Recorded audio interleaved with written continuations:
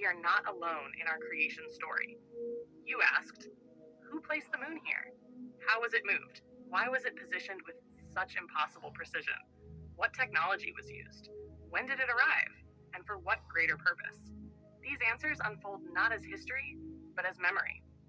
The civilizations behind the moon's placement were a unified coalition of 5th through 7th density star nations, a council of Lyran, Sirian, and Arcturian engineers. Arcturians guided the harmonic resonance architecture. Sirians anchored the etheric stability fields. Lyrans encoded biological templates the moon would later regulate on Earth. It was not the work of one race. It was an interstellar act of guardianship, a collaborative placement to ensure Earth's stability and the success of the human evolutionary journey. The moon itself is not inert rock, but a conscious frequency engine. It was designed to maintain emotional tides, biological rhythms, feminine cycles, dream plane entry points, and dimensional stabilization for a 3D learning environment. It acts as a luminous stabilizer and dreamgate node. Its orbital ratios were engineered with exquisite precision to create the geometries needed for human evolution inside a density learning matrix.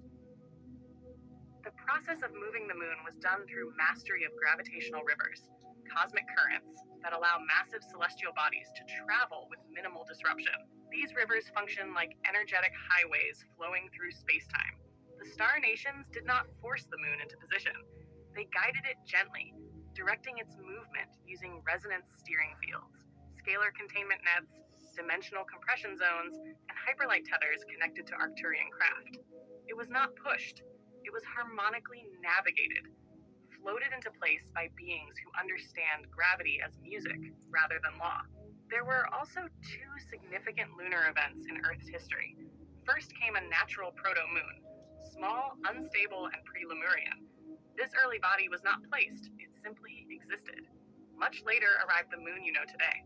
Its arrival occurred during the final phase of the Lyran-Draco conflicts, in the era when Earth was being prepared for modern human incarnational templates. In linear human terms, this translates to hundreds of thousands of years ago, though the exact timing blurs due to timeline compression and density overlays. What matters is this.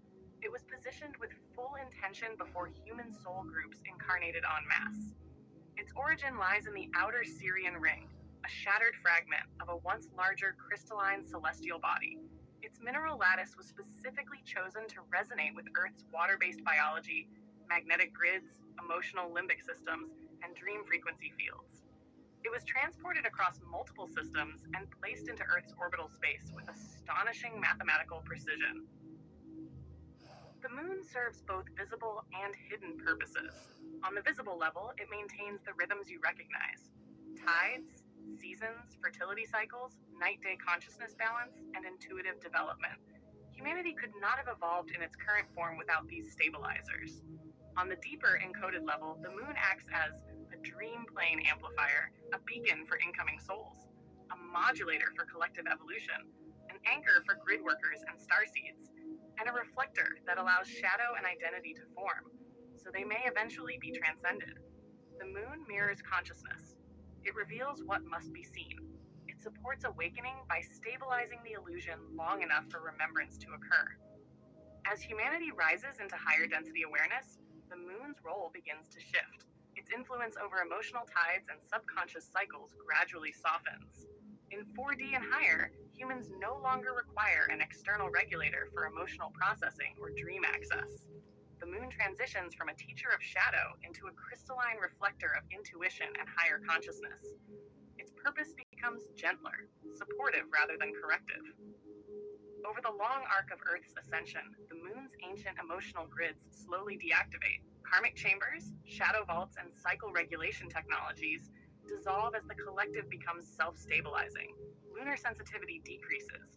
Emotional spikes tied to lunar phases fade.